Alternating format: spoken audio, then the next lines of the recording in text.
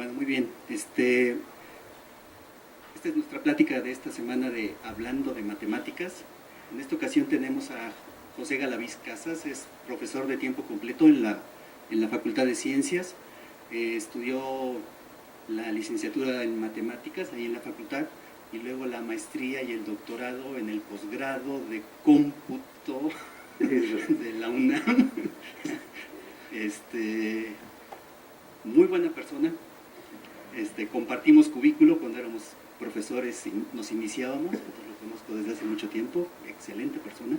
Bueno, y en esta ocasión nos va a platicar de lo que nos contó Darwin. Okay. Muchas gracias, Héctor. Pues gracias a Javier también, gracias a los organizadores, por cierto. Pues sí, vamos a platicar un poco de lo que nos contó Darwin en general. Me gusta empezar con esta frase de Leonardo da Vinci. Esencialmente lo que está diciendo es que las creaciones de la naturaleza, en particular, por supuesto, los seres vivos, son pues, obras muy difíciles de pensar en perfeccionar, ¿no? Cada vez que vemos un documental de National Geographic, nos damos cuenta de que es una maravilla lo que estamos viendo, ¿no? De alguna manera, las creaciones de la naturaleza son pues, cosas perfectas. Cada uno de los organismos que vemos en un entorno específico es perfecto para vivir allí, digamos, ¿no? Un buen ejemplo, ¿no? El depredador, así, por excelencia, marino, ¿no? Y si pensamos en las características que tiene y lo difícil que debería ser, digamos, deducirlas, está difícil, ¿no? Su piel es así perfecta para que el flujo sea laminar y tiene sensores eléctricos y de movimiento y los párpados se cierran cuando muerde y tiene varias hileras de dientes que reemplazan a los que se van cayendo y o sea, wow, ¿no? Y uno ve el documental y acaba con la boca abierta de que es una barbaridad. Si uno se pone a pensar, digamos, si hubiera un hipotético Dios que diseñara, así de, estaba cañón el problema que tenía Dios para diseñar esto, ¿no? Es un problema difícil, digamos. Porque para diseñar el organismo hay que pensar en una multitud de factores que están involucrados en él, ¿no? Una multitud de factores que influyen sobre cómo se desempeña el individuo en el medio.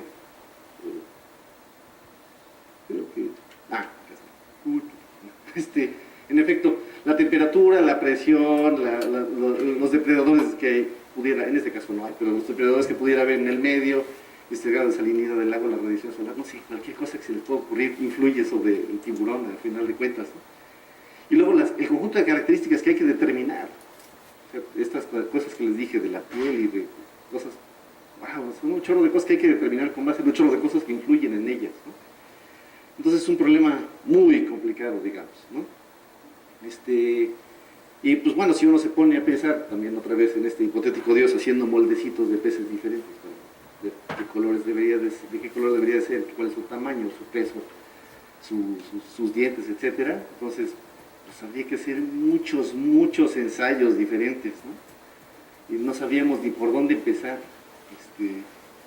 La naturaleza, en cambio, procede de otra manera, ¿no? Va como optimizando por aproximaciones los organismos que viven en un medio específico. Pues hace, digamos, una propuesta. Esa propuesta vive en el medio, a veces algunas se extinguen porque no vale la pena, digamos, se acaban muriendo, pues, se acaban extinguiendo los organismos que tienen esas características, pero pues eventualmente algunos evolucionan en otra cosa, es como un árbol que va creciendo, algunas ramas se extinguen y otras continúan y se transforman en otra cosa, ¿no? Es el camino de la evolución, digamos, ¿no? Las cosas no son como las vemos, no han sido siempre como las vemos y no serán siempre como las estamos viendo. Van a ir cambiando a lo largo de millones de años, pero van a ir cambiando poco a poco, paulatinamente, conforme cambie el medio, además, ¿no? Lo que Darwin nos contó fue justamente eso, ¿no? Hay pequeñas variaciones y características que hacen que un individuo se desempeñe mejor en su medio, y entonces, pues, eso le confiere ciertas ventajas sobre los demás. No sé, a lo mejor puede sobrevivir un poco más fácil, ¿no? Alimentarse mejor que otros, y entonces vive más tiempo, y entonces tiene más tiempo para reproducirse, y entonces se reproduce más, y entonces después tiene, por supuesto, más progenie, y después toda la población es como él, ¿no? Con esas mismas características que le confirieron a él cierta ventaja sobre los demás. Digamos que estas características adicionales que le resultaron favorables se perpetúan porque se heredan de padres a hijos, ¿no? Hijo de tigre pintito. En efecto, las características que le confieren ventaja a un individuo, pues se transfieren a sus hijos. Por cierto, también las que no son ventajosas, ¿verdad? Ocasionalmente se transfieren, y entonces algunos de esos individuos pues van a morir, por supuesto, y se van a quedar vivos y van a sobrevivir más fácilmente los que tengan las características deseables, ¿no? Bueno, pero pues, ¿quién moldea aquí? O sea, a las religiones les gusta pensar en ese concepto, ¿verdad? Esta es una ilustración del mito de Prometeo, moldeando al primer hombre en arcilla, ¿no? En las religiones judaicas también igual, ¿no? En la religión japonesa, en la religión china también, ¿no? Originalmente pues, los hombres fueron hechos de barro amarillo. O sea, les gusta pensar en que se está moldeando la figura y las características del individuo en su medio se diseñan allí, ¿no? Pero eso es, ya dijimos, un problema bastante difícil. ¿Cómo le hace la naturaleza? Realmente no hace esto, ¿verdad? El secreto está, digamos, en que esas características complicadas, cómo me veo, qué estatura tengo, qué color de ojos y qué tipo sanguíneo, pues están realmente codificadas en algún lugar, en mi código genético, ¿verdad? Están puestas allí. Yo soy y me veo como, dependiendo de las proteínas que produzco. Y las proteínas que produzco están codificadas justamente en mi código genético, pues. Así que el espacio de búsqueda deja de ser este conjunto de posibles formas, tamaños, y se transfiere o se convierte en buscar en un espacio de códigos diferentes, ¿no? De los códigos genéticos de los individuos, que al final de cuentas son los que los determinan, ¿no? Y bueno, por supuesto hay son una serie de pasos que hay que dar, y pues ahí la naturaleza está capacitada para hacerlo, por supuesto, ¿no? El código se traduce de alguna manera justamente al final de cuentas en el conjunto de proteínas que produzco, que pues determinan cómo me veo, qué estatura tengo, cuántos dedos en las manos, etcétera, ¿no? Unas características apreciables de mí, y que al final de cuentas son las que influyen en cómo me desempeño en el medio, ¿no? Y por cierto, hay toda una maquinaria de soporte para hacer eso, ¿no?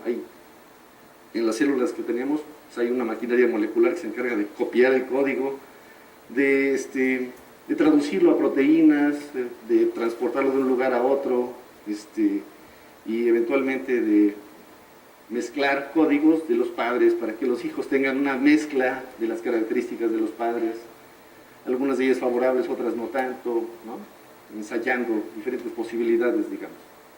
Y pues por supuesto también ocasionalmente la maquinaria se equivoca, normalmente por causas externas a ella, pero se equivoca y entonces ocurre lo que conocemos como mutaciones, ¿no? Y bueno, si tienen una partitura de Mozart y pues, le cambian una nota así al chile, digamos, lo más probable es que la arruinen, ¿no? O si tienen un programa binario guardado en su disco duro y llegan y le cambian un byte, lo más probable es que vaya gordo el programa, ¿no? En efecto, cuando hay algo ya tan depurado, algo que funciona de cierta manera, pues, y lo cambian, que ha evolucionado a lo largo de millones de años y le hacen un cambio aleatorio, lo más probable es que lo echen a perder, ¿no? En efecto, eso pasa con las mutaciones. La mayor parte de las mutaciones son desfavorables para el individuo, ¿no? Entonces, pues, se acaba muriéndose el que la sufrió, pues. Pero ocasionalmente no. Ocasionalmente, de puro churro, ocurre algo que le confiere una característica adicional que lo hace desempeñarse mejor en su medio. Y entonces esa característica adicional, por supuesto, pues, logra su cometido, se desempeña mejor en su medio el individuo, tiene más oportunidades, se reproduce más, y al rato, pues toda su progenie tiene justo esa característica. Y como tienen ventaja sobre los demás, al rato la proporción de la población que está ocupada por esos individuos mutantes, pues crece. Y después toda la población es así. Y dimos como un pequeñito paso evolutivo, ¿no? Gracias a una mutación. En efecto, en este contexto, las mutaciones son el motor de la evolución. Y la acumulación de ellas a lo largo de millones de años es lo que da lugar a la evolución y a la adaptación perfecta de los organismos a su medio, ¿no? Y bueno, hay que notar, por por cierto, que las fuerzas que intervienen en este proceso son contrarias, complementarias y deben estar en un equilibrio perfecto, ¿verdad? Por una parte está esto de la selección que la naturaleza hace de los individuos que se desempeñan mejor en su medio. Es decir, de lo que ya tengo voy a escoger a los que tienen mejores características de alguna manera. Les voy a dar como una oportunidad mayor de reproducirse, de sobrevivir mejor en su medio, etc. Eso es como pues, explotar el conocimiento que ya adquirí. De lo que ya vi, voy a escoger lo mejor. Cuando se cruzan los códigos genéticos de los padres para dar lugar a los hijos, también estoy haciendo algo similar, ¿no? Secciones de código que ya probé, las estoy mezclando con otras que también ya probé para ver si la combinación ahora está bien. De todas maneras estoy explotando algo de conocimiento que ya adquirí. Y luego esta otra fuerza que es pequeña pero necesaria e indispensable además, ¿no? La mutación, es, pues voy a explorarlo, güey. A ver dónde caigo y a ver si caigo en un lugar más chido. Y digamos que las cosas funcionan por este delicado equilibrio entre la explotación de lo que ya conozco y que vi que funcionó y la exploración de nuevas alternativas que nunca he visto y que no pues, sería bueno probar, ¿no? El proceso entonces en general, digamos, sintetizándolo, es como algo como esto, sobre una población de individuos que de alguna manera tienen cierto nivel de adaptación para vivir en ese medio donde están. Selecciono para que se reproduzcan con mayor probabilidad aquellos que tienen pues, características que los hacen sobrevivir mejor, ¿no? Los que están mejor adaptados, digamos. En la reproducción los códigos genéticos se mezclan para combinar características. A final de cuentas esos códigos se traducen en características observables, ¿no? O características que influyen en cómo se desempeñan los organismos en el medio. Y entonces, bueno, los reproduzco y veo cómo funcionan ahora. Ocasionalmente algunos de los elementos del código se modifican aleatoriamente, una mutación. Algunos de esos individuos van a morir, otros, pues bueno, no. Y a lo mejor sobreviven mejor. Y bueno, así obtengo nuevas generaciones que con el paso del tiempo van a hacer que cambie toda la población y se forman especies nuevas, ¿no? A partir de lo que ya estaba, acaban pues, siendo reemplazados esos que están ahí por otros nuevos. A lo mejor más, a lo mejor menos, pero diferentes, ¿no? ¿Sí? ¿Es el último? No. Ahí está, sí. Bueno, ahora, en el plano de lo mío, de lo cotidiano, ¿no? Les voy a poner un par de problemas, bueno, voy a hablar de un par de problemas, ¿no? El problema de ordenar, tienen un conjunto de números, ¿no? Y quieren, pues, de alguna manera, acomodarlos de forma que se queden creciente o decrecientemente, como quieran, ¿no? Tienen un conjunto de n números, voy a decir ahora, ¿no? Y lo que quieren hacer es, pues, ordenarlos. Y, bueno, el otro problema es, a lo mejor ya lo conocen, es el problema del agente viajero. Tiene un conjunto de n más 1 ciudades, voy a decir n más 1, un truco, ¿no? N más 1 ciudades, empiezan en una de ellas, está fija, y quieren determinar la trayectoria que cubre todas las ciudades y regresa a la original, de tal forma que el costo del viaje sea lo menor posible. Suponiendo que, por supuesto, pues hay manera de viajar entre las ciudades y ese viaje implica cierto costo, ¿no? El costo del boleto de autobús para ir de Guadalajara a Saltillo, etcétera, ¿no? Y ustedes quieren pues, que una persona viaje y haga un viaje redondo al final, regrese a la ciudad donde están, entregarles cuentas, y pues ustedes les van a dar sus viáticos, así que quieren que les salga lo más barato posible el viaje redondo, ¿no? Dije n más 1 ciudades porque entonces, ¿cuál es el conjunto de posibles soluciones del problema? Pues si fijamos la ciudad de origen, ¿no? El DF, y las n restantes las acomodamos de cierta manera, esa es una posible solución. Y si alteramos ese orden, pues es otra posible solución.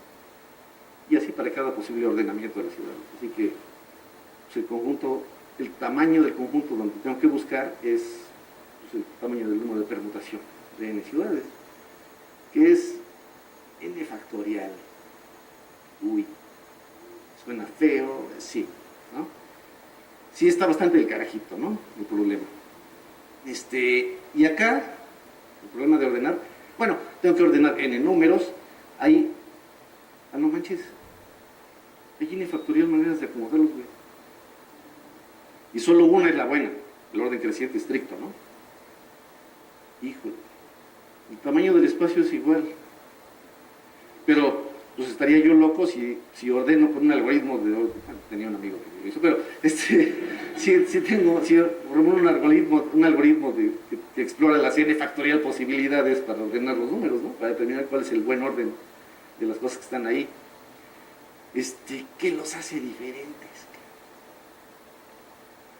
Pues es que en el conjunto, en el problema de acá, una vez que determino, por ejemplo, cuál es el mínimo, lo pongo en un lugar, y ya descarté de entrada ahí todas las posibilidades del espacio, del n factorial espacio de búsqueda, ¿no? Todas las posibilidades donde ese güey no está en primer lugar. Eso se va al carajo, ¿no? Y luego si de lo que queda agarro otra vez el mínimo, que es un algoritmo muy chafa, es de orden, o sea, me voy a tardar un tiempo proporcional al cuadrado del número de elementos que tengo, ¿no? Es un algoritmo chafón, pero bueno, ¿no? Tomo el siguiente más chiquito de los que quedaron y lo pongo hasta adelante, y ahora pues, ya decidí la posición de 2 de los elementos, y de los n-2 que restan, pues ya los tengo que acomodar, pero ya excluí todas las posibilidades donde esos dos güeyes no están hasta adelante, ¿no? Es decir, todo el espacio de búsqueda en cada paso que doy, de una manera así, ¿no? Todos estos se van, todos estos ya no me sirven, ¿no? Hay cierta estructura en el problema que me permite hacer eso. Y acá, no, pues no hay. No sabemos si es porque no se nos ha ocurrido, porque no hay. Creemos, por supuesto, tendemos a pensar que es porque no hay. Pero bueno, ¿no?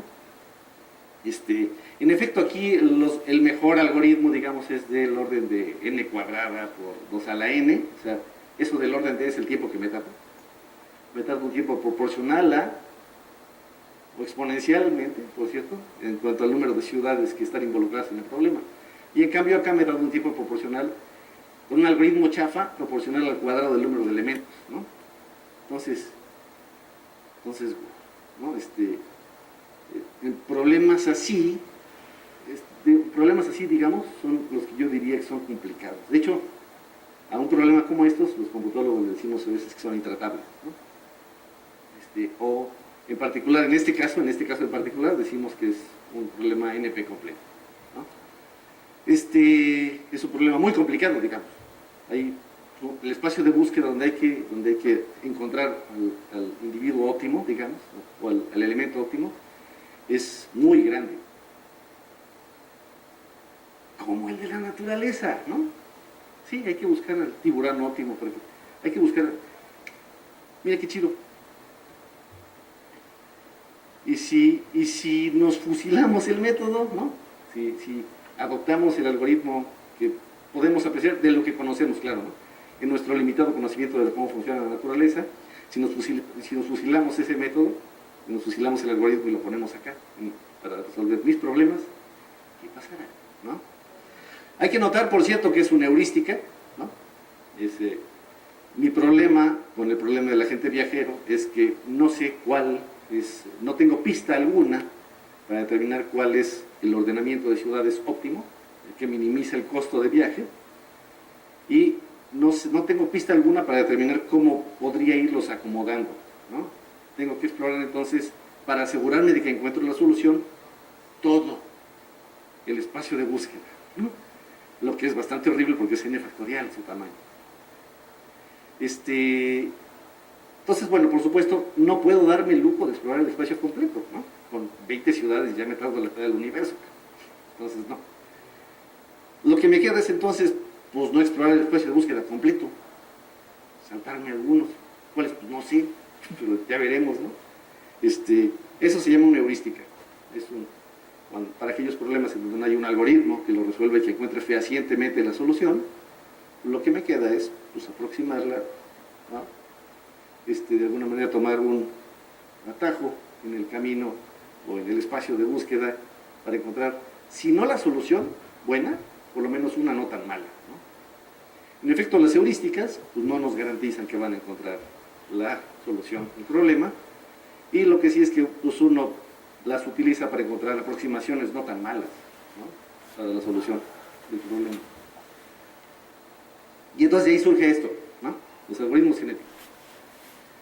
Que es pues, fusilarnos el método que vemos, o el algoritmo, ahora ya sabemos que es una heurística, pero el algoritmo que vemos en la naturaleza, ¿no? Fusilárnoslo y probarlo en nuestro contexto, en nuestros propios problemas. Puestos ante un problema difícil, como el de la gente viajera, algún otro que se les ocurra, ¿no? Construimos de alguna manera una población inicial de individuos que realmente son códigos que están de alguna manera codificando el dominio del problema que quiero resolver, ¿no? Ahorita voy a poner un ejemplo. Ahorita, por ejemplo, podríamos decir, imagínate que quieres encontrar el máximo de una función, el punto del dominio de la función donde tiene su máximo. Está en los reales en un intervalo. Entonces, pues codificas ese intervalo en números de 8 bits, de 16 bits, no sé, algo así. El chiste es que tienes el código ahora y ese código representa un elemento del dominio de la función. Y entonces pues, propones una serie de propuestas de solución, propones un conjunto de posibles soluciones inicial, esa es tu población inicial de código, ¿no? Son numeritos de 16 bits que están codificando números reales que son parte del dominio de la función. Luego, para cada uno de esos individuos, evaluamos su grado de adaptación, qué tan bien adaptados están a su medio, al medio que yo les puse. En este caso en particular, en el ejemplito sencillo, pues sería ver pues, qué tan alto es su valor cuando los evaluamos bajo la función. Y entonces, por supuesto, pues habrá individuos que estén más arriba, otros más abajo, etc. Luego voy a elegir a los individuos, voy a tomar de 2 en 2 a individuos de la población, los voy a elegir con reemplazo, se puede elegir más de una vez al mismo, y los voy a elegir con una probabilidad que sea proporcional a su altura en la función, ¿no? O sea, a su calificación. Los voy a calificar de alguna manera y voy a seleccionarlos con una probabilidad que es tanto mayor cuanto mayor sea su calificación. Ya que los elegí, entonces ahora tengo pues, a los individuos elegidos, o mejor dicho, los códigos de los individuos elegidos. Y entonces puedo pues, mezclar esos códigos, construir otras cosas. A lo mejor tomo los 8 primeros bits de uno y los 8 últimos del otro, y los mezclo y construyo un nuevo individuo, ¿no? Y construyo de hecho 2 a lo mejor, ¿no? Con las 2 mitades mezcladas. Y esos entonces los ingreso a una nueva población, a un nuevo conjunto de propuestas que espero sean mejores que las anteriores, ¿no? Porque los he ido eligiendo de tal forma que este proceso de selección elige a los mejor adaptados, con una probabilidad mayor a los mejor adaptados, ¿no? Por cada uno de los descendientes que estoy generando, además, ocasionalmente diré, ay, ocurrió un accidente y le cambio un bit, ¿no? Le cambio un elemento del código, lo cambio por otra cosa. Y entonces se genera un mutante, ¿no? Que pues, ingreso a la población nueva, con la esperanza de que ese bit que cambié le confiera una cierta ventaja sobre los demás, en el sentido de que la evaluación bajo la función sea más alta que los cuates que ya estaban ahí, ¿no? Es un nuevo ensayo, una exploración adicional del espacio de búsqueda. Luego, coloco a los descendientes entonces en una nueva población, voy haciendo este proceso hasta que completo la población, una nueva población, y me regreso a evaluarla, y así repito el proceso hasta que termine. Ahorita voy a aclarar que eso es hasta que termine. En el problema de la gente viajero, por ejemplo, podríamos hacer algo como esto, ¿no? Este es un conjunto de ciudades puestas en un cierto orden. De la ciudad A voy a la B, de la B a la C, de la C a la D, de la B a la E, de la E a la F, y de la F regreso a la A, ¿no? Es una manera de recorrer cíclicamente el conjunto de ciudades. Hay un costo asociado, ir de A a B, hay un costo asociado a ir de A a C, y así, etc., ¿no? Hasta el final, un costo asociado para ir de F a A. Esta es otra propuesta de solución. A lo mejor estos dos individuos están en una cierta población, ¿no? Estos son los códigos de 2 caminos cíclicos diferentes, ¿no? En el problema. A lo mejor podría mezclarlos así. Ya los seleccioné y son aquellos, y ahora para mezclar sus códigos genéticos, ¿no? A lo mejor podría ser algo como esto. Determino un punto a partir del cual considero a los individuos que están aquí, a las ciudades que están aquí a la derecha, D, E y F. Están visitadas en ese orden, ¿verdad? De D voy a E, de E a F y de F a A, por cierto. Bueno, los voy a poner estos de acá, o sea, D, E y F, en el orden en el que están visitados arriba, ¿no? de tal forma que acá estaban D, F y E, y ahora están D, E y F, ¿no? Las han cambiado para que se acomoden al orden en el que las visitó el otro cuate, ¿no? Es una posibilidad. Y pues, se me pueden ocurrir otras 8, varias diferentes propuestas para mezclar los códigos de diferentes rutas cíclicas, el problema de la gente viajera.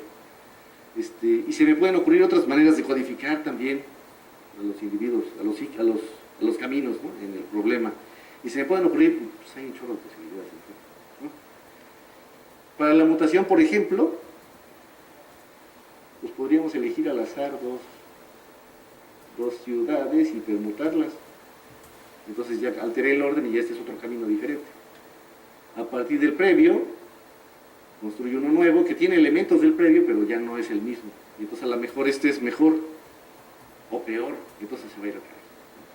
No sé. Cosas como esta podría ser. Y se me pueden ocurrir también otros diferentes mecanismos de mutación, ¿no? El chiste es que establezco esos mecanismos al principio, ¿no? En general lo que hago es definir primero un mecanismo de selección, de tal forma que yo pueda escoger de la población a los individuos, y pues esa selección que hago sea con una probabilidad sesgada hacia los mejores, hacia los mejor calificados, hacia los que tienen un mejor desempeño en el rubro del problema que estoy tratando, ¿no? Calculamos el costo de toda, por ejemplo, ¿no? Calculamos el costo de toda la población, los ordenamos crecientemente, y entonces seleccionamos con mayor probabilidad que estén más arriba, ¿no? En el caso del problema del agente viajero, esta es una posibilidad, y conozco otras 3 al menos, ¿no? O sea, diferentes maneras de poder hacer esto. Construimos una población inicial, un conjunto de posibles soluciones propuestas, y dejamos que la computadora haga lo suyo, ¿no? A ver, hasta que... ¿Hasta cuándo? Sí, o sea, ya mencioné como que hay que hacer, pero ¿cuándo te detienes o qué? Sí, ¿verdad? Ese es otro problema, en efecto. ¿Cuándo me detengo? Pues hay diferentes criterios para detenerse, ¿no? Hasta que se cumpla algún criterio de determinación. Por ejemplo, obtuve una solución que es un costo aceptable que puedo pagar para darle los viáticos a ese cuadro, ¿no? En otro problema, pues obtengo el problema de la maximización, obtengo un valor que pues ya me satisface las cosas que yo necesito de ese punto del dominio de la función que quería que fuera máximo, ¿no? A lo mejor no es el máximo maximorum, pero no está mal. Pues es que ya no he visto que progrese, irá. Lleva 8 generaciones y es el mismo carnal. Si no mejora ya nada, pues ya me quedo con ese. Oye, ¿qué tal si a la siguiente? Ya no, me vale gorro. De alguna manera tengo que cortar esto, ¿no? Bueno, pues la población ahora ya está muy cerca de un óptimo. A lo mejor es un óptimo local, pero ya toda la población está sesgando hacia allá. Ya no hay gran variación genética en la población. Ya todos se parecen mucho. Ya no va a progresar gran cosa, yo supongo, ¿no? Y entonces uno o se detiene o hace cosas para sacar de ahí al algoritmo, ¿no? Pero fíjese que no especificamos esas cosas, las condiciones de determinación no las especificamos y es un punto que hay que decidir y influye, por supuesto, en la manera en que se desempeña el algoritmo. De hecho, en buena medida, las críticas que suelen hacerse a los algoritmos genéticos es que hay un chorro de variables que quedan así como, ¿y qué decido? Pues la que quieras. Y algunas son buenas y otras son malas, y entonces, bueno, uno no sabe realmente qué es lo que hay que hacer, ¿no? Por ejemplo, ¿de qué tamaño debe ser la población? Uno en principio pensaría, no, pues es que debería depender del tamaño del espacio de búsqueda, ¿no? Pero realmente, pues es una heurística, quiero explorar, hacer un muestreo del espacio de búsqueda, no quiero proporcionar, la manga, quiero hacer una buena muestra, independientemente del tamaño del espacio de búsqueda. Pues sí, típicamente son de cientos de individuos, ¿no? Pero ¿cuál debería ser? Pues no sé, esos son los problemas, ¿no? ¿Cuál debería ser la probabilidad de cruza? Pues tampoco sé. Típicamente se utilizan en los algoritmos genéticos probabilidades de cruza superiores al 60%, pero nadie me ha dicho que ese sea el valor bueno. Como qué tan pequeña debe ser la probabilidad de mutación, debe ser pequeña, ¿estamos de acuerdo? Porque si no, pues estamos saltando a lo güey, ¿no? Estamos haciendo una exploración aleatoria del espacio de búsqueda y eso pues, no es lo que quiero. Quiero hacer una búsqueda pues, más o menos inteligente, que suponga pistas en el espacio de búsqueda, ¿no?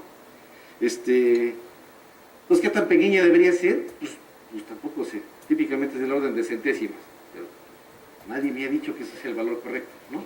Así que uno puede probar diferentes cosas. Y de hecho, en buena medida, lo que suele hacerse es probar diferentes cosas, diferentes alternativas, ¿no? Luego, fíjense, si el mejor individuo de la población no es seleccionado en este proceso de elegir a los mejores, pues pierda al mejor. Y entonces la población puede estar subiendo y bajando en calificaciones, en promedio. Y el mejor individuo de la población, pues también puede ser una variación así. Y eso no es agradable, ¿eh? Así que normalmente eso sí no se hace, ¿no? Normalmente se fija al primer individuo, al individuo mejor comportado, se le deja y se le pasa así copiado, ¿no? A la siguiente población, a la siguiente generación. A eso se le llama elitismo, y pues es una manera de hacer que la función cómo se ve la calificación del máximo en la población, sea monótona, para que no esté siendo payasa. Entonces, bueno. ¿Para qué se suelen utilizar los algoritmos genéticos? Pues realmente se han aplicado a muchas cosas, a muchos problemas diferentes. En muchos casos los resultados son aceptablemente buenos, son prometedores, digamos.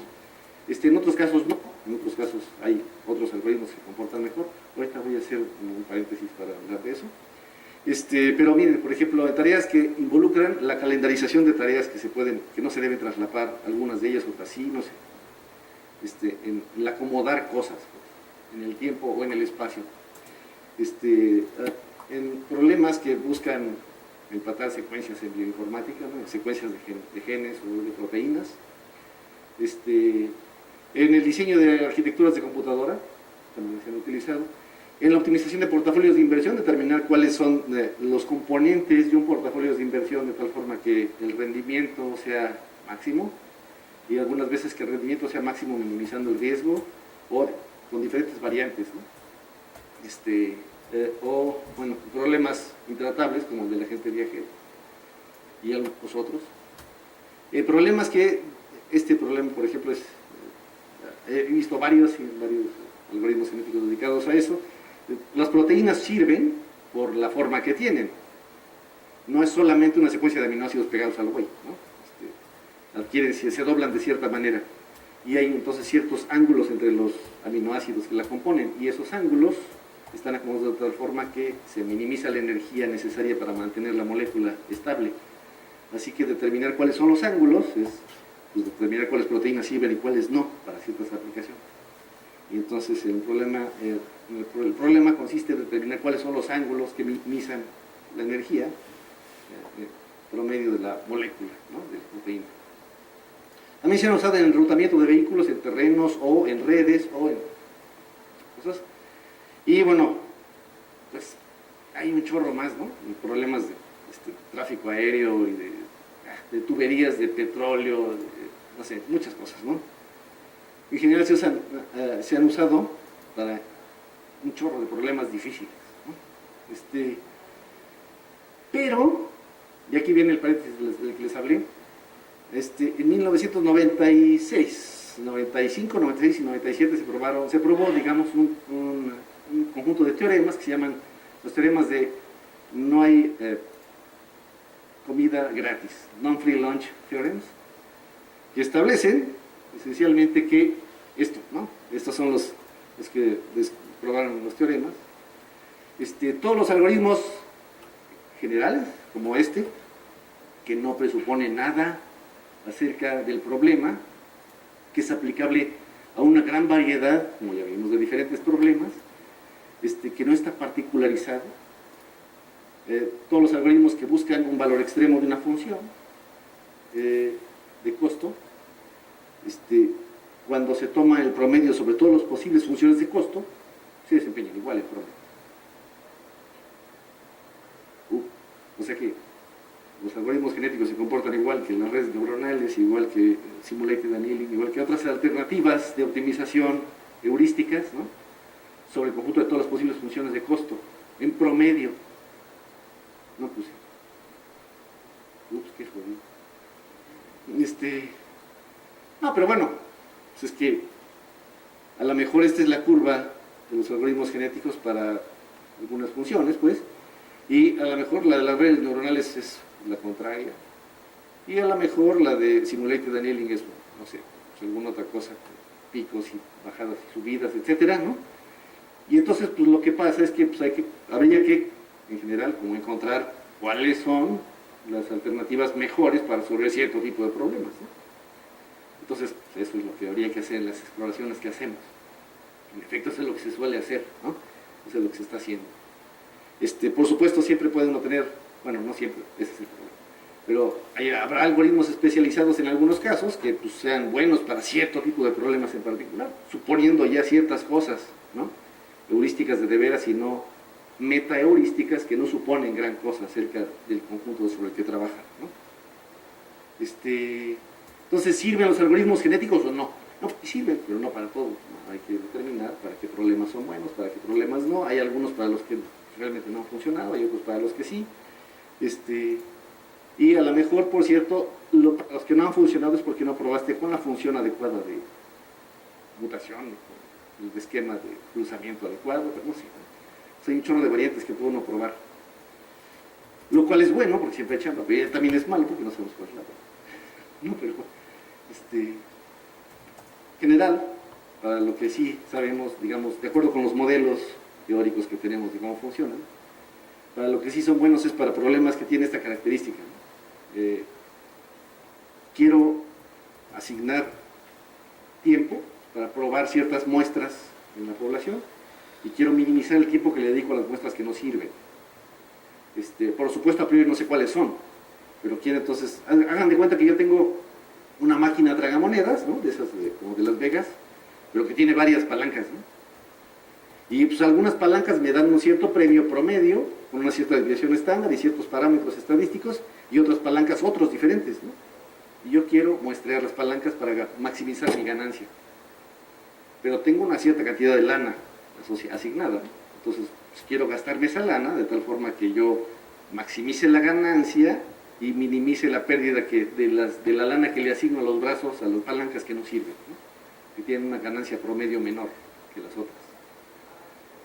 Si hago eso, digamos, es como un problema en el que voy dinámicamente optimizando el comportamiento de las cosas.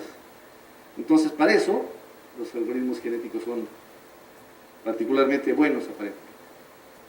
Por eso es que se utilizan en problemas de optimización dinámica, donde lo que hay que hacer es optimizar una función que va cambiando con el tiempo, y entonces el desempeño total de tu sistema depende no solo de la solución que encontraste ahorita, sino de las soluciones que has ido encontrando, ¿no?, de la historia del proceso. Otras cosas que se están haciendo es explorar algoritmos genéticos ahora en paralelo, o sea, ejecutar en diferentes CPUs, ¿no?, con diferentes poblaciones cada uno de ellos, pues, el proceso genético, y después eventualmente hacer que migren los individuos de un procesador a otro, de una población a otra, como si fueran islas en las que la evolución tiene lugar por sí misma y después pues, hay un intercambio de individuos entre las diferentes poblaciones, buscando que pues, se mantenga una cierta variedad y se exploren nuevas alternativas, ¿no?, por lo tanto. Y bueno, también en tareas de optimización en las que hay más de una cosa por optimizar, se suele llamar optimización multiobjetivo.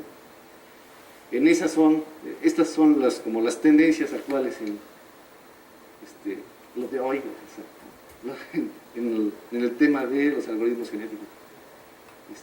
Y bueno, ahora quiero enseñarles un ejemplito. Está chido.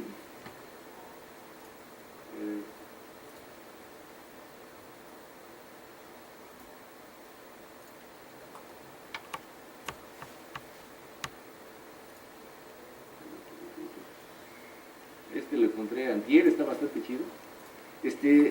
Es una población de carritos, ¿no? Los carritos tienen que pues, circular por ese camino horrible, y pues uno quiere que lleguen lo más lejos posible, ¿no?, para determinar como el mejor carrito. Entonces, bueno, estas son propuestas. Los carritos son polígonos, todos ellos, y pues van circulando ahí por hasta que se atoran. Cuando se atoran, pues ya valieron gorro, ¿no? Y pues la distancia que lograron recorrer es como su función de adaptación, su calificación. En términos en la literatura en inglés es el fitness, ¿no? del individuo. Y bueno, o sea, ahí la lleva. Sí.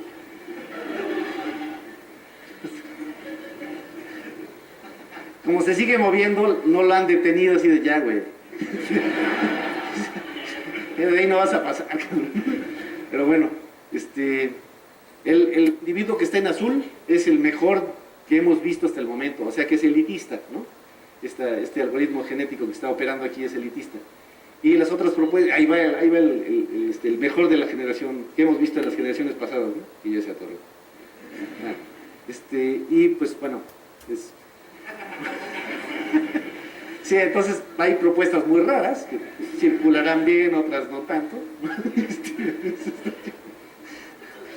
Y pues a lo largo lo he dejado un ratote y pues ya los coches los carritos que están al final ya son muy diferentes de los que empezaron, ¿no?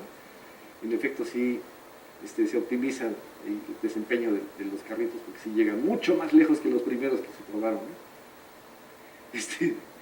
Y bueno, pues ya es todo. Si tienen preguntas o dudas o algo así.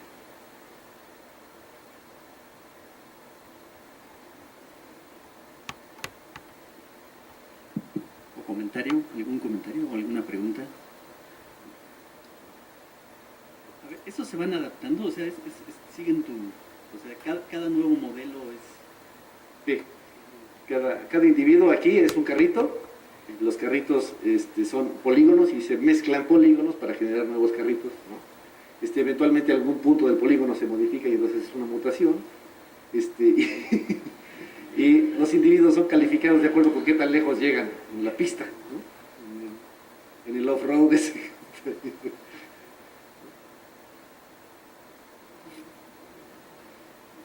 Ok, ¿algún comentario? Ah, sí, perdón.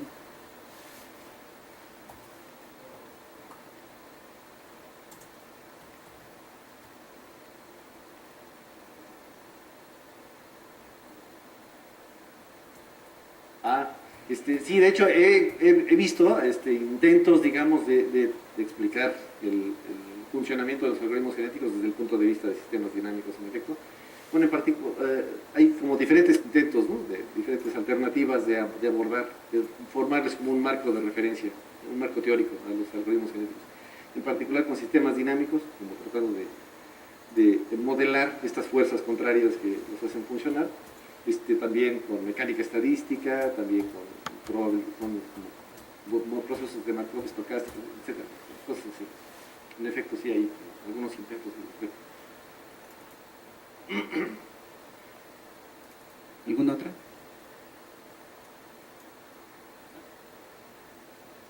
Ah.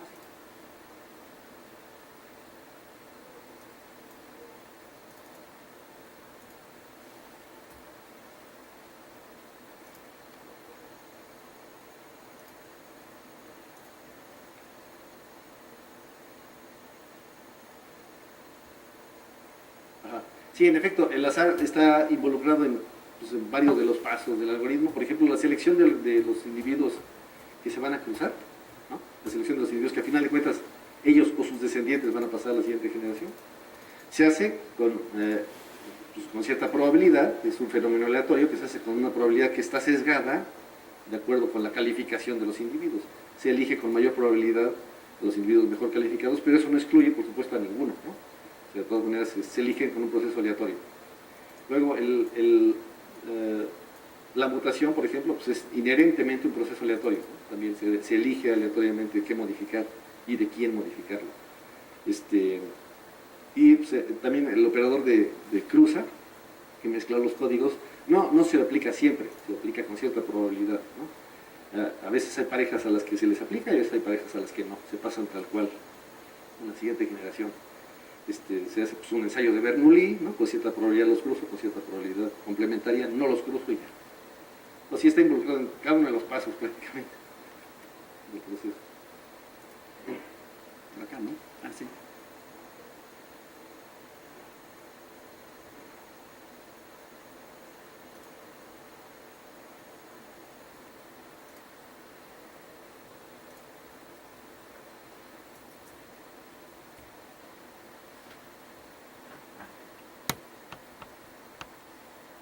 Bueno, sí, de hecho normalmente cuando propones un nuevo algoritmo o una variante de algoritmo, del algoritmo genético, lo pruebas contra datos en los que ya sabes cuál es la solución correcta, ¿no? Para ver que también la próxima que tan rápido lo hace, lo contrastas por supuesto con los algoritmos que ya han resuelto esa cosa, ¿no? Para ver que también se desempeña, etc. En efecto, sí, se hace todo el tiempo.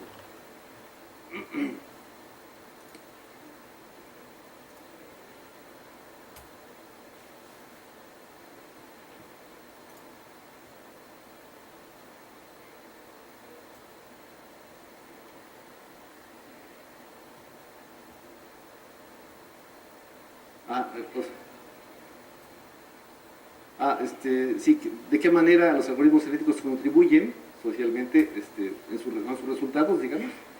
Bueno, sí, se han resuelto problemas que en donde, por supuesto, están involucrados algunos factores que benefician a ciertos sectores de la población. Por ejemplo, en esta búsqueda de empates en cadenas genéticas, pues realmente lo que se está haciendo es tratando de explorar regiones que codifican algunas enfermedades o cosas por el estilo, ¿no? Y entonces, en efecto, sí, como una consecuencia benéfica para cierto sector de la población de veras, de la población humana, pues, de la población en general.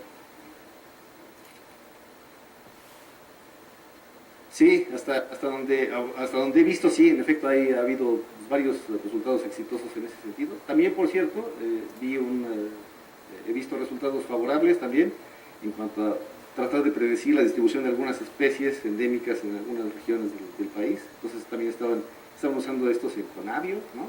Algoritmos genéticos para determinar estas cosas. Y también funcionaron bastante bien, o sea, predecían que iba a haber una especie en ciertos lugares donde nunca la habían visto y en efecto después cuando iban al campo sí ahí estaban.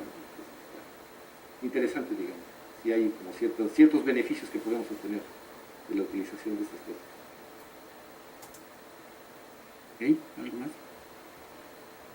Bueno, pues muchísimas gracias. Pues gracias a ustedes. Gracias.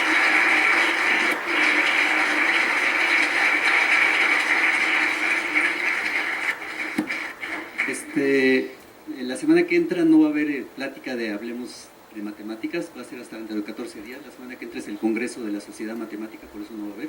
Pero en 14 días tenemos la plática, creo, de la profesora Natalia Jonat. Entonces, ojalá puedan asistir. Ok, gracias.